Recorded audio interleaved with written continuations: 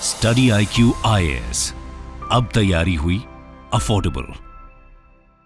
नमस्कार दोस्तों आए दिन आप न्यूज में अक्सर सुनते रहते होंगे कि भारत के अंदर 5 करोड़ के घर, 6 करोड़ के घर की जो सोसाइटीज हैं वो 2 दिन में, 3 दिन में बिक जा रही हैं। और ये बात काफी हद तक सही है और इसी की वजह से आप देख सकते हो 5 लाख करोड़ से भी ज्यादा, मतलब आज तक कभी नहीं हुआ कि एक साल के अंदर जो मेट्रो सिटीज हैं, जो बड़े शहर हैं, वहां पर 5 लाख करोड़ से ज्यादा के घर बिक रहे हैं 2024 में।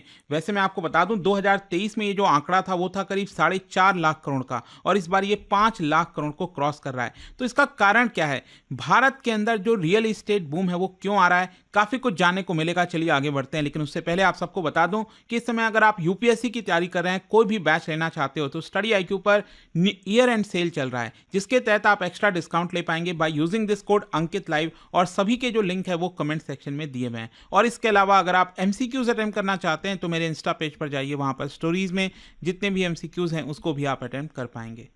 तो चलिए शुरुआत करते हैं और सबसे पहले ये देखते हैं कि एग्जैक्टली हो क्या रहा है। देखिए, भारत की जो इकोनॉमिक ग्रोथ है और जो इंफ्रास्ट्रक्चर इंप्रूवमेंट है, इसकी वजह से अर्बनाइजेशन बढ़ रहा है और साथ ही साथ घरों की जो डिमांड है वो बढ़ रही है। And that is why Bharat का जो हाउसिंग प्रॉपर्टी मार्केट है वो काफी रोबस्ट है, बहुत तेजी से बढ़ता हुआ आपको देखने को मिलेगा, क्योंकि 2024 अभी तक का सबसे बेस्ट ईयर माना जा रहा है हाउसिंग प्रॉपर्टी के लिए। और यहां पर आप देख सकते हो, बेसिकली मैं बात कर रहा हूं टॉप 7 सिटीज की। और वो कौन से हैं top 7 cities? Mumbai, Delhi NCR, Bengaluru, Pune, Hyderabad, Chennai और कोलकाता। वहां पर रिकॉर्ड ब्रेकिंग सेल्स हुआ है 2024 में और आप देख पाओगे 3 lakh houses worth rupees 5.1 lakh crore. और ये मैं आपको बता दूं, इसका टोटल एरिया अगर आप देखोगे, मतलब 5 लाख करोड़ से ज्यादा का जो घर बिक रहा है 2024 में, इसका टोटल एरिया अगर आप देखोगे तो it is around 485 million square feet और ये आपका बिक रहा है। एंड यहां पर मैं आपको बताता हूं एक्चुअली जो एग्जैक्ट डेटा है हमारे पास इस समय, वो 2024 का जो पहला 9 महीना था, जनवरी से लेकर सितंबर का, वो आपको मिलेगा। वो मैं आपको दिखाता हूं। एक्चुअली अगर आप देखोगे तो 2.3 लाख हाउसेज ये ऑलरेडी बिक गए थे स्टार्टिंग के 9 महीने के अंदर अंदर। इन 7 शहरों की मैं बात कर रहा हूं, ये जो जितने भी 7 शहर मैं आपको बताया, और इसका जो टोटल वैल्यू है वो है 3.8 लाख करोड़। ये आप देख सकते हो इंडिविजुअल नंबर। दिल्ली NCR में जैसे कि यहां पर 89 मिलियन स्क्वायर फीट का जो पूरा एरिया है वो आपका बिका है, जिसमें 39,000 से ज्यादा जो घर हैं वो बिके हैं। और ये आप देख सकते हो इसकी टोटल वैल्यू है 1.2 लाख करोड़। सेम उसी प्रकार से मुंबई में, फिर पुणे, कोलकाता, हैदराबाद, चेन्नई, बेंगलुरु, ये सब आपको नंबर्स देखने को मिलेगा। तो बेसिकली अगर पहले 9 महीने की अगर आप बात करिए तो करीब 363 मिलियन स्क्वायर फीट का जो स्पेस है वो आपका वहां पर बिका है इन 7 शहरों के अंदर। एंड दैट इज वाई पहला जो 3 क्वार्टर गया है ना, हर एक क्वार्टर में 1.1 लाख करोड़ से ज्यादा की सेल हुई है और हर क्वार्टर में 115 मिलियन स्क्वायर फीट जितना एरिया जो है वो आपका सोल्ड आउट हुआ है। अब इसमें इंटरेस्टिंग चीज क्या है, अगर आप ये डेटा ध्यान से देखोगे तो यहां पर आपको एक चीज समझ में आएगा कि सबसे ज्यादा वैल्यू के टर्म्स में वो आपको मिलेगा दिल्ली NCR।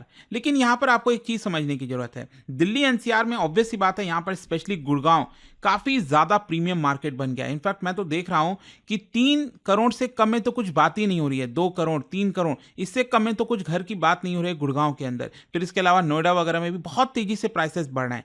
लेकिन अभी भी अगर हम बात करें सबसे ज्यादा महंगे घरों का, तो वो आपको मुंबई में ही देखने को मिलेगा। और ये आप कंपेयर कर सकते हो, मुंबई में जो टोटल एरिया आपका बिका है that is 61 million square feet का एरिया और जो टोटल वैल्यू है इसकी वो है 94,000 करोड़। वहीं अगर आप दिल्ली NCR की बात करिए तो एरिया वाइज ये 1.5 गुना ज्यादा है, ये करीब 90 मिलियन स्क्वायर फीट के आसपास है और इसका वैल्यू है 1.2 लाख करोड़।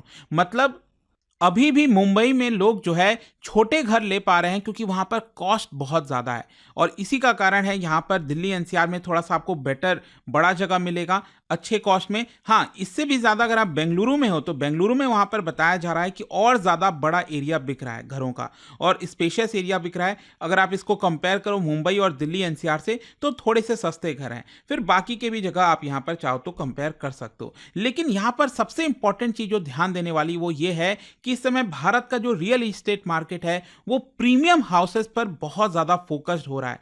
मतलब जिस प्रकार से लोगों की इनकम वगैरह भी बढ़ी है, जो चीजें हो रही हैं, तो आप देख सकते हो फर्स्ट 9 मंथ्स के अंदर जो एवरेज सेल वैल्यू आई है अपार्टमेंट्स की, वो आया है 1.64 करोड़ रुपीस। मतलब ये मैं टोटल 7 शहरों की बात कर रहा हूं, इसका हर एक घर का average value, can you imagine, 1.6 crore rupees. मतलब 1 करोड़ की तो कोई बात भी नहीं कर रहा आज के डेट में, इतना ज्यादा महंगा हो गया है।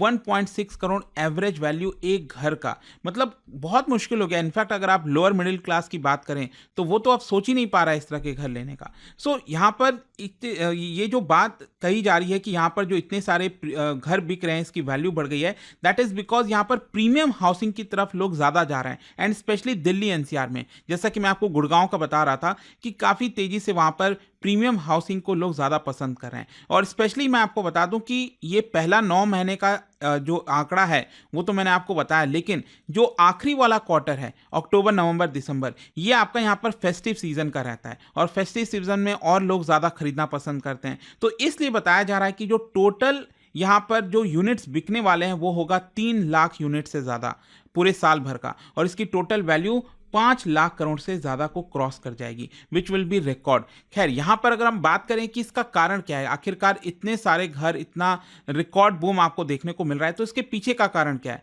देखो, यहां पर कई सारे फैक्टर्स यहां पर बताए गए हैं, जैसे कि इंफ्रास्ट्रक्चर हो गया, इंफ्रास्ट्रक्चर काफी इंप्रूव हो रहा है, शहरों में अर्बनाइजेशन बढ़ रहा है। फिर इसके अलावा लोगों की डिस्पोजेबल इनकम भी यहां पर बढ़ी है।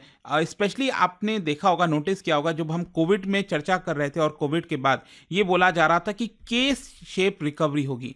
मतलब यहां पर जो एटमॉस्फेयर को अडॉप्ट कर ले रहा है, टेक्नोलॉजी को जो ज्यादा बेहतर तरीके से समझ पा रहा है, उसकी इनकम यहां पर बढ़ेगी, लेकिन जो चीजों को अडॉप्ट नहीं कर पा रहा है उसकी इनकम यहां पर घटेगी। तो यही चीज हुआ है एक्चुअली। यहाँ पर बहुत से ऐसे लोग हैं जिनकी एक्चुअल में डिस्पोजेबल इनकम बढ़ी है, तो ये एक मेन कारण है। फिर इसके अलावा इंटरेस्ट रेट की अगर हम बात करें तो बढ़ा नहीं, हाँ कम नहीं हुआ है, वो एक अलग चीज है, लेकिन इंटरेस्ट रेट यहाँ पर बढ़ा भी नहीं है। जितना ऊपर चला गया था पिछले 2 साल से, वहीं पर आपको मेंटेन देखने को मिलेगा। फिर इसके अलावा गवर्नमेंट के जो इनिशिएटिव्स हैं जैसे हाउसिंग फॉर ऑल वगैरह, तो ये सब कुछ कारण बताया जा रहा है। फिर इसके अलावा भी यहाँ पर बोला गया है कि जो कंज्यूमर का कॉन्फिडेंस है वो भी इंक्रीज हो रहा है, लोग इन्वेस्टमेंट की तरफ भी ज्यादा जाना चाहते हैं। यहाँ पर जो फॉरेन इन्वेस्टर्स हैं उनका भी रुझान है, तो काफी सारा बाहर से भी पैसा आया है, जिसकी वजह से आपको ये रियल इस्टेट इकोनॉमिक बूम देखने को मिलेगा। और फिर देखिए, यहाँ पर एक और जो इंटरेस्टिंग चीज बताई जा रही है कि कोविड के बाद बहुत से लोग, आपने देखा होगा, वर्क फ्रॉम होम में शिफ्ट हो गए हैं। आई एम श्योर कि आप देखते होंगे कि आपके कोई रिश्तेदार या आपके घर में भी पहले कई लोग ऑफिस जाया करते थे, लेकिन अब वर्क फ्रॉम होम कर रहे हैं। तो जब लोग घर से ही काम करना चाहते हैं, तो इसकी वजह से लोग चाह रहे हैं कि अब उनको बेटर घर मिले, ज़्यादा बेहतर तरीके से मिले, लोग उसमें भी परचेस करना चाहते हैं। रेंटल हाउसिंग सेगमेंट जो है वो, उसमें भी आपको अच्छा खासा ग्रोथ देखने को मिलेगा। तो ये सब भी मेन कारण यहाँ पर बताया जा रहा है। लेकिन प्रॉब्लम कहाँ है, मैं आपको बताता हूँ। प्रॉब्लम है अफोर्डेबल हाउसिंग, मतलब वो घर जो कि वैल्यू के टर्म में 50 लाख या उससे कम के घर हैं, वहां पर बताया जा रहा है कि स्लो डाउन आया, वहां पर सेल्स में प्रॉब्लम आई है। और जो मैं आपको अगेन वो के शेप रिकवरी कह रहा था ना, कि यहां पर जिनकी इनकम पहले कम थी वो और नीचे यहां पर चले गए। और स्पेशली इंटरेस्ट रेट एक्चुअली क्या है कि अगर आप कोविड एरा के पहले देखोगे तो उससे अभी हाई है। इस समय जो रेपो रेट आपको पता होगा, आरबीआई ने 6.5% मेंटेन कर रखा है। हो सकता है कि अगला वाला जो मॉनेटरी पॉलिसी कमेटी होगी उसमें रेट को घटाया जाएगा, वो देखने वाली बात होगी। लेकिन रियल इस्टेट ऑब्जर्वर्स का यहाँ पर यही कहना है कि इन्फ्लेशन इंक्रीज हुआ है, यहाँ पर जो वेज ग्रोथ है वो नहीं हुई है। तो इसकी वजह से यहाँ पर जो अफोर्डेबल हाउसिंग लोग लेना चाहते थे, जो फर्स्ट टाइम होम बायर्स हैं, वो यहाँ पर शायद नहीं ले पा रहे हैं। तो अगर हमें उसके ऊपर फोकस करना है कि वहां पर लोग ज्यादा परचेस करें, तो हमें अगेन इंफ्रास्ट्रक्चर डेवलपमेंट पर ज्यादा फोकस करना होगा, और जो लैंड और होम की प्राइसेस हैं उसमें थोड़ी सी कमी लानी होगी। स्पेशली सरकार अगर टैक्सेशन वगैरह थोड़ा सा कम कर दे, इंसेंटिवाइज करे डेवलपर्स को, तो हो सकता है कि यहां पर अफोर्डेबल हाउसिंग में भी कुछ एक जंप देखने को मिल सकेगा। खैर, लास्ट में क्वेश्चन ये है कि 2025 में क्या, अगले साल में क्या होने वाला है। देखो, यहां पर जो रिपोर्ट सामने आई है उसमें बताया गया है कि जो रियल इस्टेट डेवलपर्स हैं, चाहे वो डीएलएफ हो गया, बहुत सारे जो प्रीमियम हाउसिंग कैटेगरीज में हैं, उन्होंने और ज्यादा लैंड पार्सल्स को एक्वायर किया, अलग अलग शहरों में बहुत सारे लैंड्स को खरीदा है। तो ऐसा लगता है कि यहां पर और ज्यादा रेसिडेंशियल डेवलपमेंट होगा, और ज्यादा घर बनेंगे। तो 2025 में भी ये जो मार्केट है, हाउसिंग की सप्लाई है, वो काफी रोबस्ट होने वाली है, और डिमांड भी स्ट्रांग होगी। और डिमांड जब स्ट्रांग होगी तो यहां पर लोग पैसा लगाने के लिए रेडी हैं, और उसका जो वैल्यू है, जो राइज है, आपको वो देखने को मिलेगा। तो अब यहां से अब ऐसा नहीं है कि जो हाउसिंग के प्राइसेस हैं वो कम होंगे, इनफैक्ट यहाँ से और ज़्यादा बढ़ने वाले हैं, ऐसा ज़्यादातर का कहना है। और अल्टीमेटली इसका फ़ायदा आपको ओवरऑल जीडीपी में भी देखने को मिलेगा, क्योंकि ऑब्वियस सी बात है, वैल्यू एडिशन होता है, ज़्यादा घर बिकते हैं, तो उसमें जीडीपी में भी ये काउंट होता है। तो आई होप कि आपको अब समझ में आ गया होगा कि एग्जैक्टली इस समय जो हाउसिंग की सेल है वो किस प्रकार से इंक्रीज हो रही है। 2024 ने एक रिकॉर्ड बनाया है। और जाने से पहले एक इंटरेस्टिंग क्वेश्चन आप सभी के लिए, यहाँ पर एक्चुअली एक असर्शन है और रीजनिंग है, 2 स्टेटमेंट दिया हुआ है और इसके हिसाब से आपको बताना है कौन सा जो आपका ऑप्शन है वो करेक्ट होगा। इसका राइट आंसर आप सबको पता है, मेरे इंस्टाग्राम पर तो मिलेगा ही, वहां पर अगर आप नहीं हो कोई बात नहीं, टेलीग्राम से ले सकते हैं इसका सही उत्तर। मैं कई सारे जो एमसीक्यूज हैं वो यहाँ पर स्टोरीज में डालता रहता हूँ। अगर आपको पीडीएफ चाहिए तो टेलीग्राम पर आइए, अलग अलग सोशल मीडिया पर आप जुड़ पाओगे। और जैसा मैंने आपको बताया, अगर आप यूपीएससी की तैयारी कर रहे हैं, कोई भी बैच चाहते हैं, you can simply use this code Ankit live to get maximum discount. And I hope कि वीडियो आपको पसंद आया होगा। मिलता हूं आपसे next time, till then thank you very much, see you soon. Study IQ IAS, अब तैयारी हुई अफोर्डेबल।